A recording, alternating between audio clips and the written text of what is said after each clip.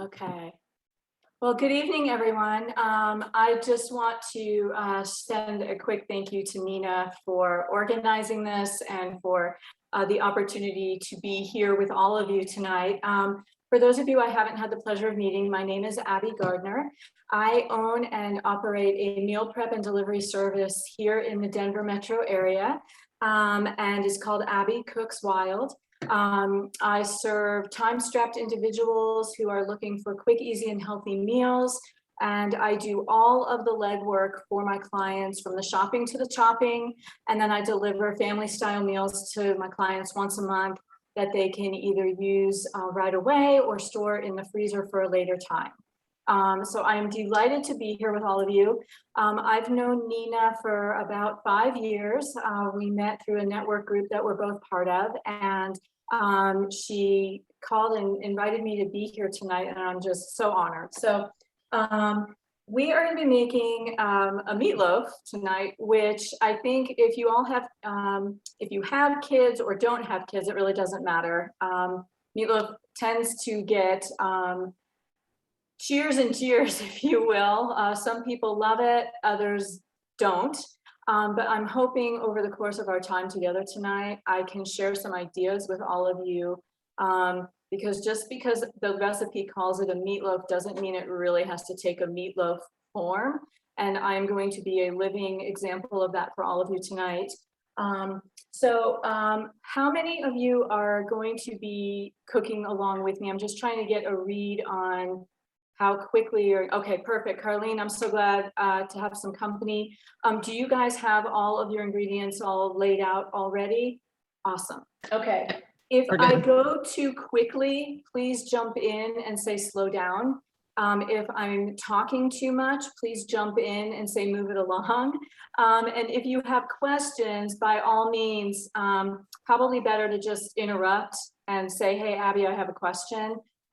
Because I may be over here having my own little meatloaf party and not see the chat. So just to get us started, I know you all received the ingredients.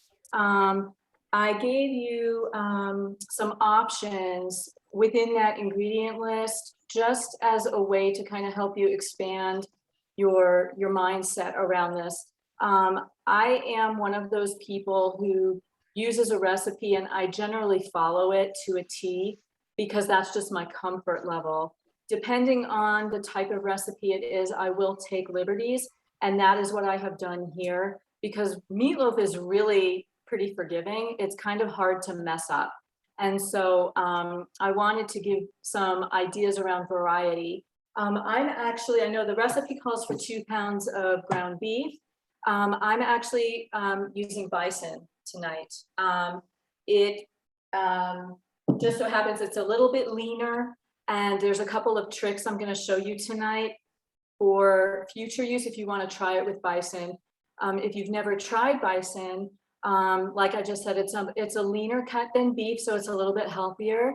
And it's also got a little bit of a sweeter taste to it than regular ground beef. So just something to think about. So this is really going to come together very quickly because we're literally throwing everything into the bowl and mixing it together. Carlene, I don't know if you have already sliced your onion, but I have not. So I'm going to go ahead and do that. If you are cooking along with me and you want to chop up your onion, please feel free. I know that the recipe calls for a red onion.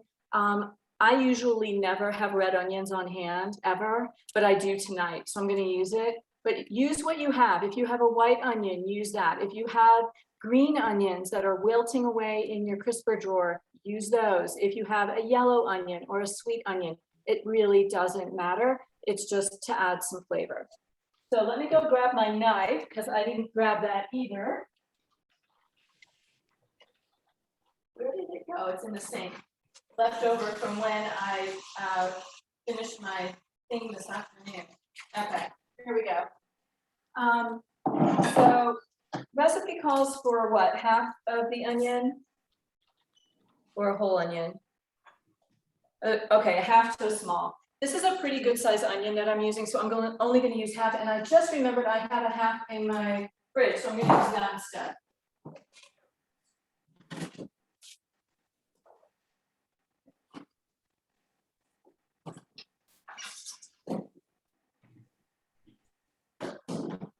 See what I mean about being on the fly? It's just so much easier. More real life. Yeah, exactly. Okay, so I'm just gonna dice this. Actually, I need to peel off that extra layer here. I saw a couple, Nina, I saw a couple things pop up in the chat while I was talking. I don't know if those are questions or not, but would you mind kind of being the guru on that? Absolutely. There are little comments. So Carlene and Karen and Paula are using an organic grass-fed beef for Awesome. theirs. Yeah, and then Susan wanted to know if we were going to do a wine pairing with this, and we are. So I'm excited to share about that too. Yeah, and I'm like you, Connie. I try the first recipe exactly as I'm told, and then after that I modify. I'm like, oh, I would have liked this, or I would have liked to try that. Okay, so can you all, I don't know how well y'all can see where I'm working here. I'm trying to give you a good angle. Okay. And you know what? If you put her on speaker view, you'll be able to see her at all of her. Well, not all of me. I don't want everyone seeing all of me, but yeah, hopefully I'll get a good angle anyway. Okay, It's a PG show, right? Yeah. So I've added the onion to the beef in the bowl here, and then I happen to have some ingredients left over from some meal preps that I have done over the last week that I really need to use up. So the recipe calls for 2 eggs. I'm actually going to use some egg substitute just because I have it and I need to use it. And I'm also going to use cream instead of milk because it's sitting here and it needs to be used up. So use what works for you. If you're dairy free and you need to use a milk alternative, that's fine. But we're just going to add all of that in. So Abby, would a milk alternative be like almond milk or? Yes. Okay. Almond milk, oat milk. I would probably shy away from coconut milk just because it has a little bit of that flavor that you may not want. Can you tell this isn't Food Network? I'm like rummaging through my fridge trying to find what I need. Yeah, so any dairy-free alternative milk that you want to use can be used for this recipe.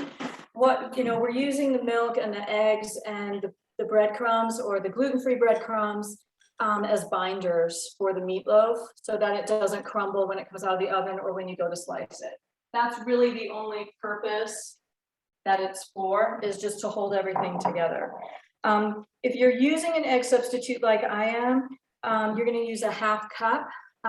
Every 1/4 cup equals 1 egg, just a little tidbit. So I'm going to add that in here. And then also a 1/2 cup of milk, or in my case, cream. And I'm probably going to go a little easy on the cream just because I don't need a whole thing. And in a pinch, you could even use water if you didn't have milk or didn't want to use a milk substitute. How much milk are we using, Abby? It's a 1/2 cup is what it calls for. I love how you are actually, changing it up because it's what you have.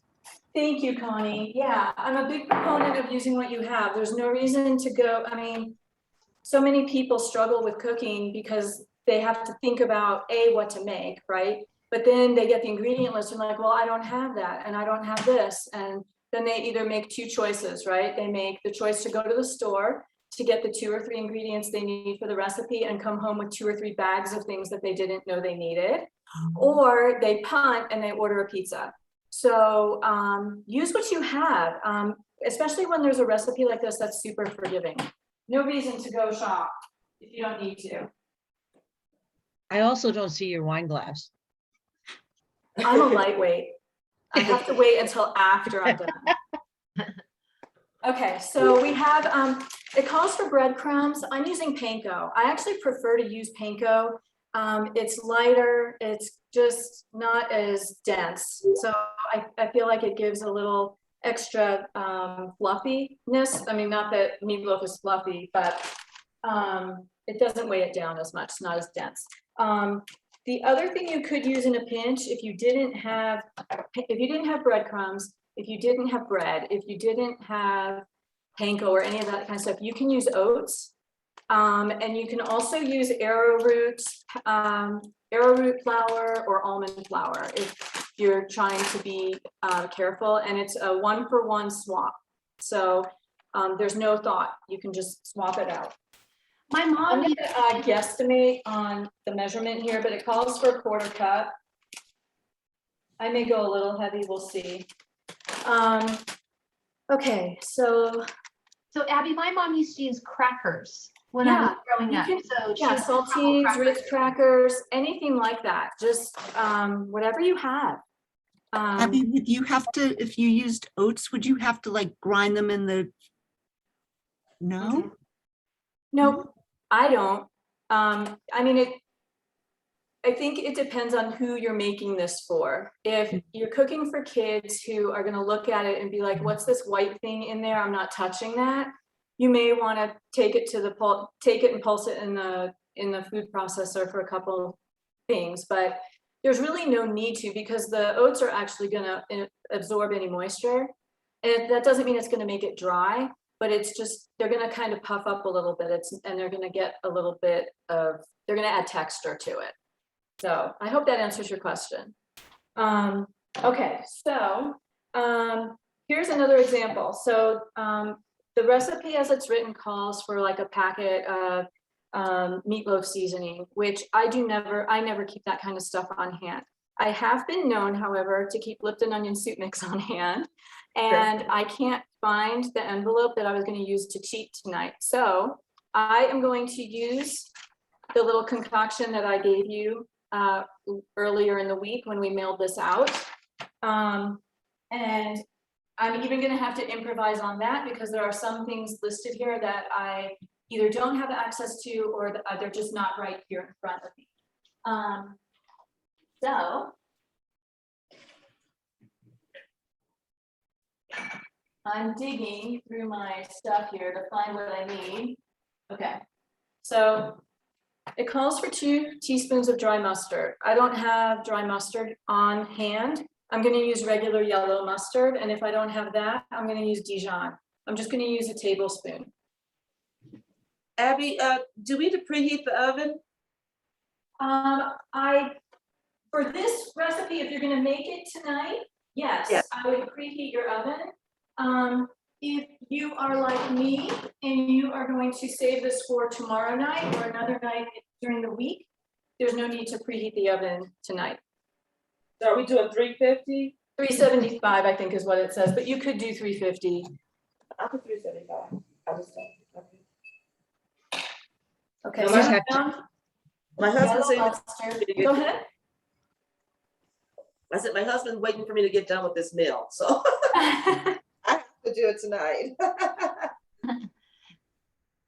Are you guys hungry? I know I'm hungry. Hi.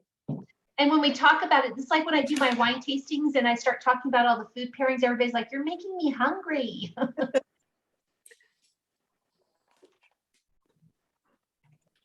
So because of the line of work I do, I have a plethora of different products that I use. So, you know, salt and pepper, I have a friend who makes spices, and I buy her spices and I use her blend.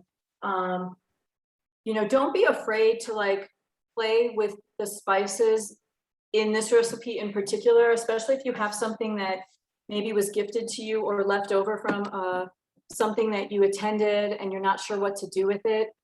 This is the kind of recipe to use that stuff up in, so that it just doesn't sit there in your spice rack and collect dust, like so many of those things tend to do. So Carlene wants to know the name of your spice person. Sherry Hess. That's what I thought. Yeah, and she's wonderful and I adore her, but she's not, I'm doing it on a constant thing. She'll send emails out, Carlene, every so often, maybe 2 or 3 times a year, and say that she's opening production, and when she's sold out, she's sold out. So when she does have it on sale, I do try to buy it when she offers it. If you'd like information about that next time, let me know. I'm happy to clue you in or bring you into the loop on that. Sorry, I lost my train of thought. Okay, I'm looking for basil and I don't I have think it. I'm gonna be your sous chef next time. I would love it. I think that yes. Please. We can, and when I get tipsy, you can take over. That'd be awesome, Connie. If you turn 50, What? did you If I say get what? tipsy from Oh, drinking there you go. wine. Okay. Yeah. All right, now who's been drinking? Okay. I do want to tell you that one time I was going to get the panko breadcrumbs and Vitamin Cottage was out of them. So I went to King Supers and I bought these breadcrumbs and I looked at the ingredients and breadcrumbs, right? Bread crumbs. And there was at least 30 ingredients in that thing. Wow. Oh my God. How crazy is that? It is. It's, it's amazing what they put into the shelf stable foods. You really have to pay attention to what goes in them. Okay, so I've added all of my spices. Okay, so now I'm just gonna mix this up. You can be civilized and use like a mixing spoon or something, but I'll be very honest, it comes together much easier and much faster if you just put your hands in the bowl and mix it up. So forgive me if this is like horrifying to any of you, but that's what I'm about to do right now. So just close your eyes if you Well, can't. let's tell just me do that. a full disclosure. Who uses their hands? I do. I think it's actually putting good juju into it. I Yeah, really do. Yeah.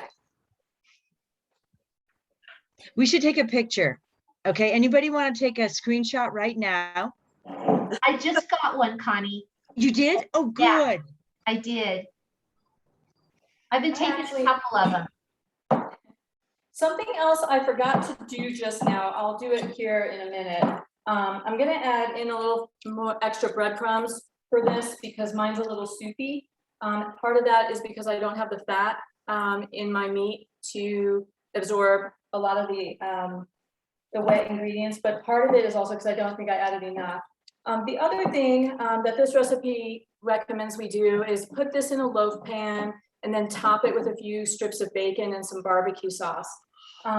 I am actually gonna cut the bacon into pieces and mix it in with my bison mixture to add a little extra fat so that the bison gets a little extra moisture as it's baking so that it doesn't dry out.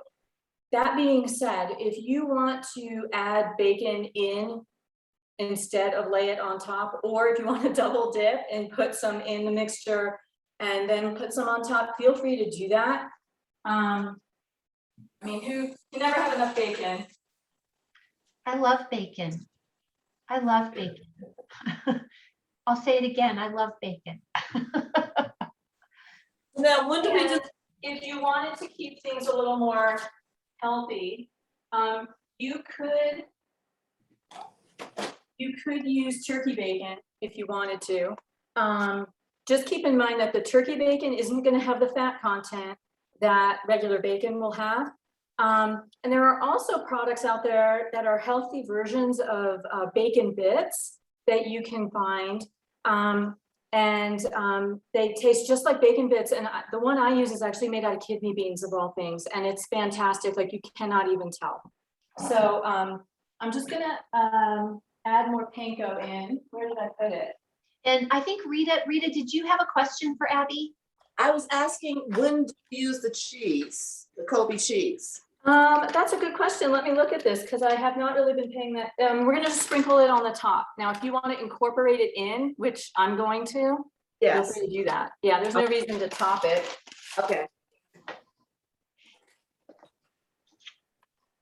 And I would love to know more about this alternative bacon thing you're talking about. Yeah, It's through a company, it's a Canadian company called Epicure. I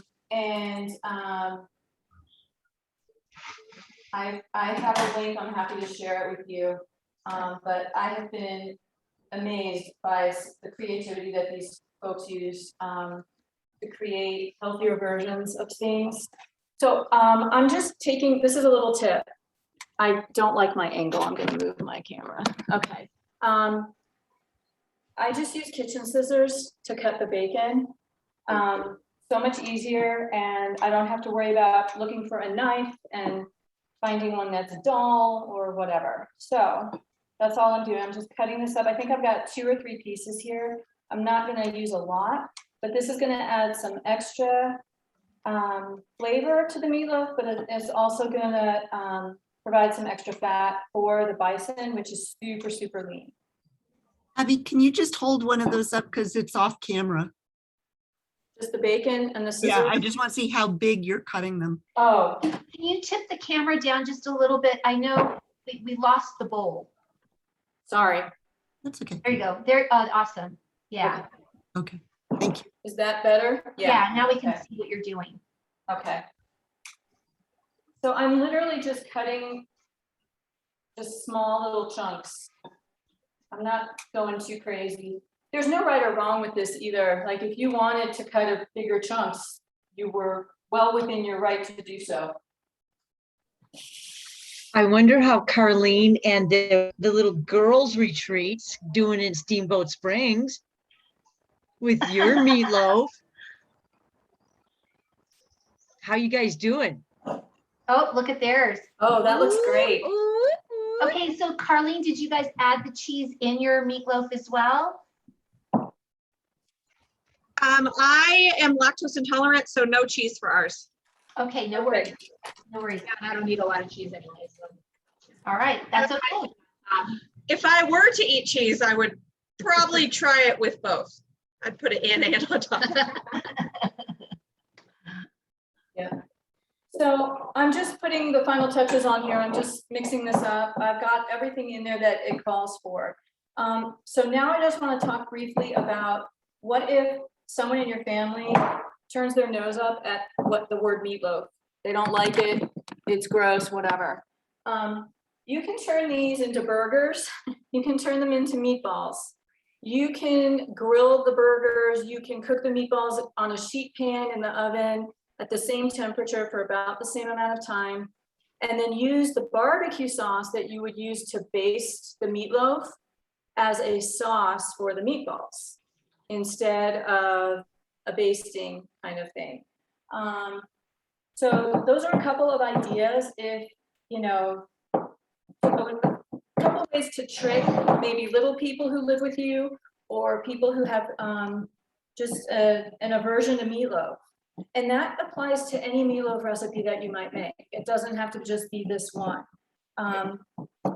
If you opt to turn these into burgers, I would also suggest adding the barbecue sauce in with the meat and then adding a little bit more when you go to load the burger up onto the bun. So I am actually going to let this go into the fridge for a little while and set, and then I'm going to turn this into meatballs for my family. And so my part in this, basically, I mean, we're basically done. Okay, so how long, okay, if you're gonna let it set, is that so that you can make it into they stick better into the meatballs? And if so, how long Yeah, do you let it set? part of that is because I am not making dinner tonight. And so I just need to stash this to buy myself a little extra time. I'll just full transparency. I'm gonna make these tomorrow night. So it's kind of like putting your cookie dough in the fridge overnight or, you know, whatever. So that's part of it. Part of it is if I was doing this right now, I'd just take my ice cream scoop or a cookie scoop and make the meatballs right now. But I don't even have what I need to make the meatballs to put them on the sheet pan. And I'm in my prep kitchen, so I don't even have an oven in which to bake them right now. Okay, So, and the other question is if everybody who's put their ingredients together for their meatloaf, they don't need to let it set, they can just go ahead and pop it into the oven? absolutely. Yeah, if you are ready to make this, go ahead and put it into the loaf pan, and you're gonna use the barbecue sauce as a basting sauce. So if you pretend that this is a loaf pan, you'll have the meatloaf, you know, packed in there, and then you'll use your barbecue sauce and you'll baste it before you put it in the oven.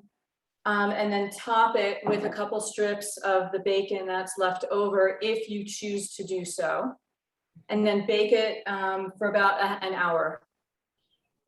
Okay, perfect. And then the other question would be, what sides would go good with this? If Oh my somebody gosh. decides to- Okay, so because this is kind of like a barbecue type thing, and we're kind of coming into fall, but we're not there yet. A coleslaw would be a great option. You could do fries with this. You could do mashed potatoes, just like you would with a traditional meatloaf. Something that might be kind of fun would be to make sweet potato fries instead of regular fries. Green beans go great. Most of the time, I just make a really nice big garden salad and call it good. Okay, and I would do potato salad or pasta salad too. Yeah, corn on the cob is another great option with the Olathe corn right now. Oh my gosh. You know, you could grill peaches, like if you wanted to, you know, you could do a side with grilled peaches, which would be delicious with this as well. Just kind of, you know, capitalize on the summer bounty that we have here. That's unique to Colorado, really. You know, the Olathe corn and the Palisade peaches. Yum, yum. Yum. And Carlene wants to know, how long are we cooking it for again? I would say 50 minutes to an hour. And I would definitely, when you pull it from the oven, definitely let it sit out for 10 minutes before you slice it, or it will crumble. Do you cover it when you put it in the oven, or just leave it uncovered? No, I don't cover it. And if you've basted it and you've put the bacon slices on top, you're not going to want to cover it because you're going to want that bacon to crisp up.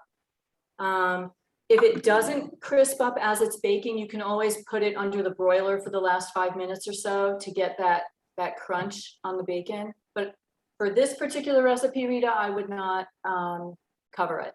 Okay. And then Abby, could this also be frozen? Like if you wanted to pre-make it like you do your meal Oh, prep? Yeah, okay. Yep. And I will share with you what my trick is. I would not even put it into a loaf. If you're going to freeze this, don't even bother putting it in the loaf pan, because what's going to happen is one of two things. You're going to forget that you used the loaf pan and you're going to need it for something else. And it's going to be in the freezer and it won't be accessible to you. And the reason I know this is because I've done it. And the other thing is, if you use an aluminum, and I'm not talking like the tin foil disposable ones, but like a really nice aluminum loaf pan, it's gonna make the meatloaf taste a little funky when you go to bake it. So just throw it in a Ziploc bag. I know this is, you know, there's reusable ones now. There's a company called Rusby, and I'm happy to give you all the links for all of these things I'm sharing tonight. If you want to use reusable bags, you can actually find them at Target, and I'm digging around because I thought I had one laying here, but it's not here. So just throw it in, throw the mixture if you're going to freeze it, throw it into the Ziploc bag when you're ready to make it, thaw it out, form it into the loaf, the burgers, the meatballs, whatever, and bake it like you normally would. Okay, yay. Any questions for Abby on, you know, Connie, you have a question? Tell me about altitude baking, because like Oh, you froze. Carlene and her friends are up in Steamboat, right? And you know Steamboat. What's the difference about When I cook in Steamboat, there's no difference. It's at a higher elevation, Connie, but it's really not that much higher than here in Denver. I think a lot of people think that Steamboat's higher elevation than it really is, but I don't make much of an adjustment at all when I'm cooking there. So what adjustment would you do if you were in California as opposed to here? For this recipe, I don't think you need to. I mean, I didn't adjust the cook time for altitude. Okay. I'm just presenting it to you as it's written. And the general rule with most meatloaf recipes is anywhere from 45 minutes to an hour anyway. So I would just keep an eye on it, you know, set the timer for 50 minutes and then start keeping an eye on it. Yummy. And that bacon on top really is a nice touch. I've never thought about doing that before. Yeah. I'm super excited. Yeah, and I might even add a few mushrooms into mine too. I'm a mushroom girl, so like mushrooms on the top or something like that would be a Love tasty. mushrooms. Yeah. That would also be a great side, actually. You could saute them and then mix them up. Yeah, Great. awesome. Any other questions for Abby from anybody? Okay, I do have another one. Is there a theme about people not liking meatloaf? My husband's the same way. He'll eat this beef in any way, but not meatloaf. You know, this sounds horrible, and this is my suspicion. I'm not claiming this as fact, but I think a lot of people who grew up with parents that were part of the sandwich generation hate meatloaf. And I think it's probably because that is what people were making all the time. You know, it was quick, it was easy. Women were just starting to enter the workforce in a more traditional, you know, the families were starting to become a little bit more non-traditional for that period of time. And mom knew how to make meatloaf, and it was, you know, one of the 5 things she knew how to make quickly and easily. That's really the only thing I can think of. The only other group of people that I know who turn their nose up at it are usually little kids, because it's all mushed together, and you know, the same thing, like if they see something on their plate that's green, they won't eat it, same kind of thing. So that's why I suggest to my moms of little kids, make them into little meatloaves. You can even put them in a little muffin tin and make little muffins out of them, and usually the kids, even adults, they don't think about it. Same way, So, yeah. And Carlene had a funny comment over here. My husband found out he just didn't like his mom's meatloaf because she overbaked it. So, yeah. but I agree. I mean, I think there were certain things back when I was growing up. We had pot roast on Sunday. We had, you know, certain dishes, and meatloaf was one of those really easy things to come home, throw it together. Now, and I usually like my meatloaf personally with a brown gravy on it. That's. But the barbecue sauce, I haven't tried it, so I'm gonna have to make this one with the barbecue sauce. With this one in particular, Nina, I wouldn't do a brown gravy with it. Yeah. Yeah, do a barbecue sauce. You're gonna need something kind of, what's the word? Sweeter to go with it to complement all the saltiness of the bacon and everything. Yeah, that makes perfect sense. Yeah. Yeah. You could even top it. I'll give you this idea too. You could always top it with a small layer of brown sugar too. If you didn't want to do barbecue sauce, then that would be delicious too. Yum, that sounds delicious. Okay. Any other questions on the meatloaf or for Abby in general? No, I can't wait to taste it. I can't wait for it to be completed so I can taste it. I'm excited. Dive in. Yeah. How does it look, Rita? How does your concoction look? Is it looking It pretty? It looks fantastic. I just put it in the oven, so I'm gonna give it 50 minutes. Yay. Yeah. Awesome.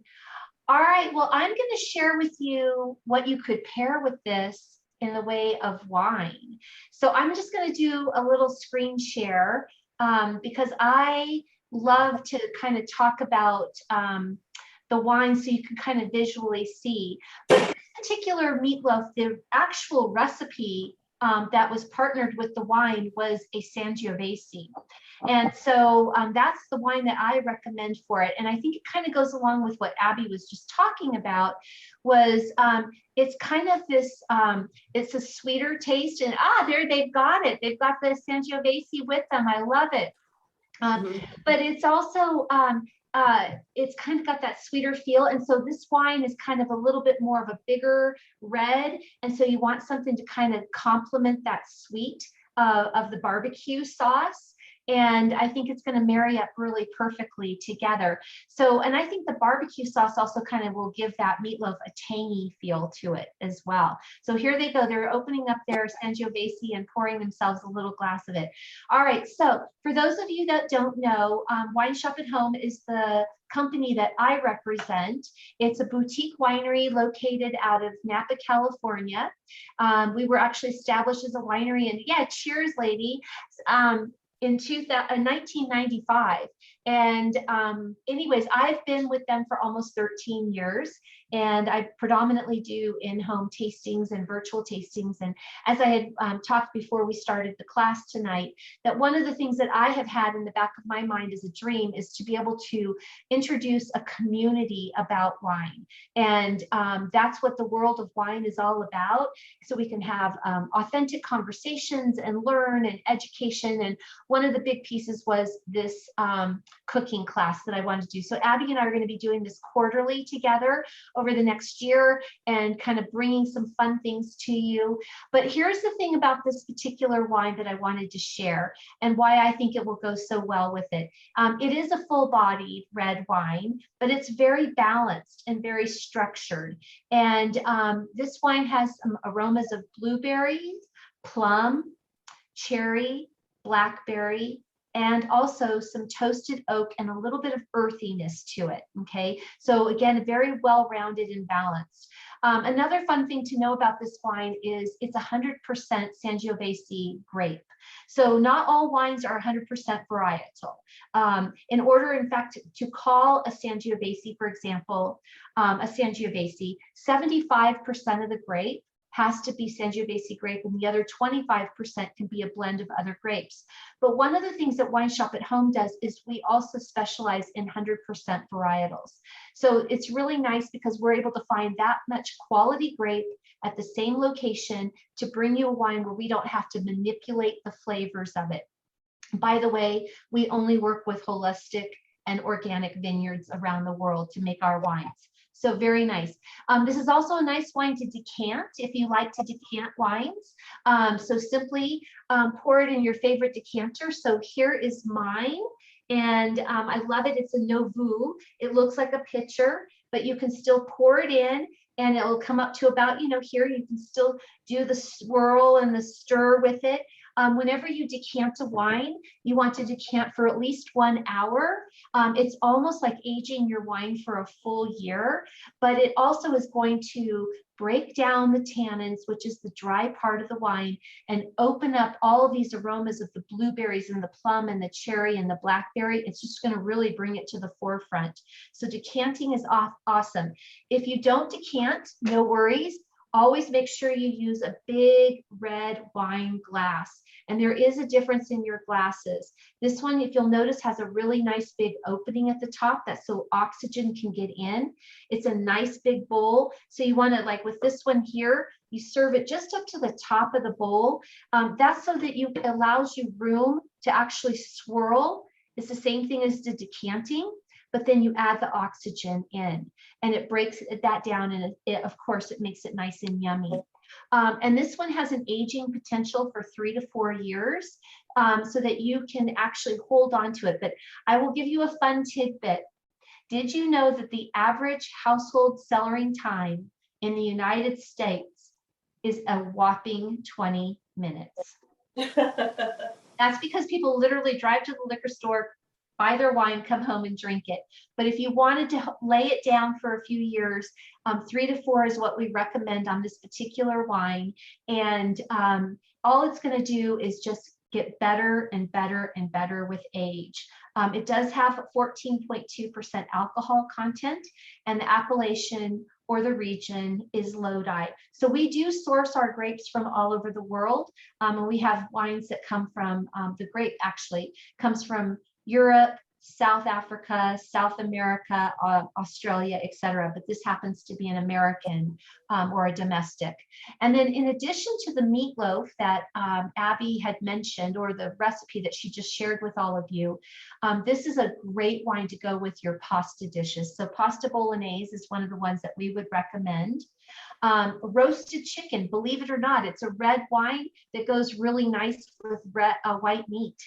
So my job in the world of wine is to take the snobby out of wine and make it real. Not all of us want to pair red wines with red meats or white wines with white meats. And so this one is going to go great with a roasted chicken. And you can even do a frittata. Who does breakfast for dinner? I do. Yeah. Here you go. And then you want to do your medium bodied cheeses, such as a cheddar or a Swiss. Now, here's a really fun tidbit about this wine. Sangiovese is the most cultivated grape in Italy. And the name translates from Sangius Jovis in Latin to blood of Jupiter. So it's kind of a fun little tidbit. So this wine came in our August Wine Club membership. So those of you that are a Wine Club member, you would have received this if you are a red, white, or a red with a dry wine in it. So we do have 2 wine clubs that people get each month from our company, a 2-bottle and a 4-bottle, and they can customize it the way they want to. But that is the wine that I recommended for it. And the fun part is, I don't know if you can see this, but I'm going to stop the screen share. But when you order wine from us, you get a recipe card. And so that was the recipe. So I shared these all with Abby ahead of time, and she got to pick which one she wanted to deconstruct tonight. And so this is the one we made. And I love meatloaf. I think it's super fun and super yummy. I make it all the time in our house, but I have not made this particular recipe, so I'm excited to do it. And I like your tips, Abby, of adding some different twists to it. But I love that we do this so that it just makes life really easy for all of you. So that's the wine I recommend. And if you wanted to pair it with a white wine, then I would go with something on the bolder side, like a Albarino, or you could do something like a Chardonnay, or maybe even a Chenin Blanc, something that's not sweet, because with the barbecue sauce and the sweet wine would probably be a little too much. So you want something like this wine a little bit on the bolder side. So there we go. Well, I tell you, it's smelling good. It's starting to smell now in my kitchen. It smells really good. Oh, yay, yay. All right, anybody else have theirs in the oven? I think so. All right, well, there you have it. Does anybody have any other questions before we go? I am going to go ahead and put a couple links in the chat. So for those of you who were asking about the kidney bean bacon and all that kind of stuff, I want you to be able to have access to that. So Nina, just give me a minute to type it all in here real quick. No worries. And I will save the chat for anybody that wants the links. I'm also going to post in the event the recording. But if you would like for me, and actually I will follow up with each one of you individually and email the recording to you. So that, again, if you want to make this and just follow along and hear the tips after the fact, you will have that available to you. So anyways, this was our first one. So I'm kind of curious, what did everybody think? It's enjoyable. It was good. It was good. I enjoyed it. Yeah. I have a question about the wine, Okay, yes, Connie. the decantering or oxygenating the wine. Tell me more about that, because I don't understand it at all. Okay, so decanting wine is meant for, it can be for white or red wines, but it's really meant for wines that are drier or younger. And so when you decant, hold on just a second, I'm going to put you back on gallery view. So when you decant, you always want to cross pour, okay? So here's my decanter. Cross pour means I start here and I allow the wine to hit this side of the decanter and splash down. When you do that, it's starting to open up the wine and splash down into the decanter, okay? Then what you want to do is about every 10 to 15 minutes, you take your decanter and you just stir it. And all you're doing is swirling it around in there. And what you're doing is you're adding that oxygen in. And like I said, you're breaking down the tannins.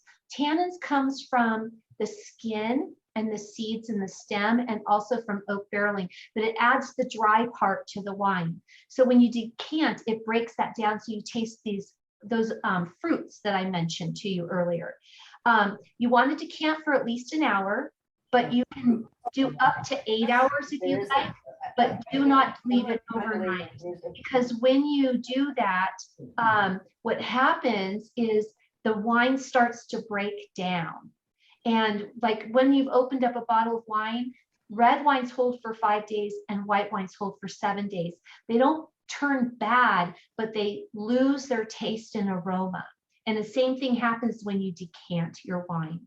So if you, at the end, if you haven't finished the wine that's in the decanter, funnel it back into the bottle and then recork it and put it in the refrigerator and allow it to, that kind of slows the aging process on it.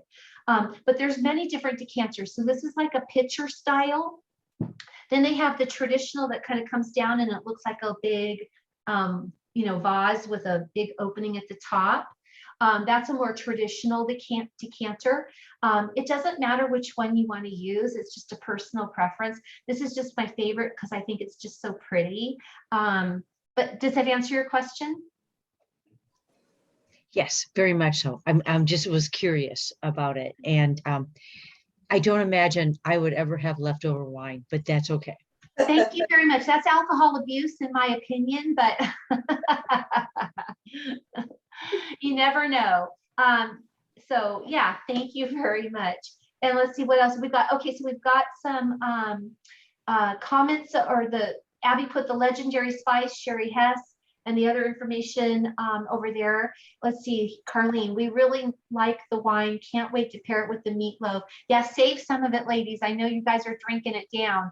And then, and even though you're not normally a red wine person, I know, I love that. Carlene is more of a sweeter wine drinker. And so I'm glad that she's enjoying this red, and everybody's loving the smell of the meatloaf. Yay. All right, let's do a little group photo real quick. I got some photos of Abby cooking. So Rita, are you able to turn your video on so we can get a big photo? If not, don't worry about it, but I'd love to get one. Let me see. Okay, I probably can Oh, if you want start me to. I'll start. Okay, my video.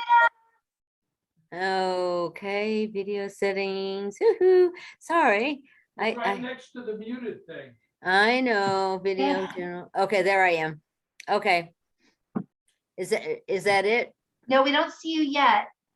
Right next to the mute where Oh, it's crossed, below, lower left. yeah, Rita. yes, dear. Stop video. Okay, There Okay. you are. There you are. there it Okay. is. Sorry. Yay. Yeah, All right. it was a long day for me. I'm sorry. No worries. I wasn't If you got a wine planning on- glass, hold it up and let's just get a big smile. And so, whoops, where'd you go, Rita? I'm right, Oh, oh, there I'm you go, right wine here. glass. Okay, here we go. All right, 1, 2, and 3. All right, got it. Okay. Okay. All right. Awesome. Thank you very much, everybody. I really, really, really appreciate you coming. Like I said, it was our first one. Feedback would be great. If we can make it a better situation for you, or if you just loved it the way it was. But stay tuned. We are going to be doing more of these, and I'm super excited. Thank you, Abby Gardner, for your wonderful. Thank you. This was so fun. Super nice. Thank you. And thank you for taking the time to join us. I really appreciate it. Thank you very much. It was fun. Thank you. It was good. Come on. Awesome. Have a Thank great you. evening, everyone. Thanks for Bye. joining in. Bye.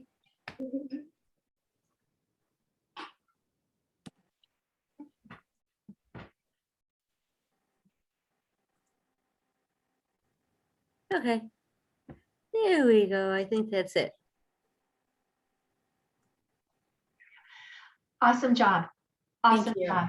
I think it Thank went you. really good. Do you think We're it was still good? recording. Did you want to record? Oh, no. How do I get that off? Thank you.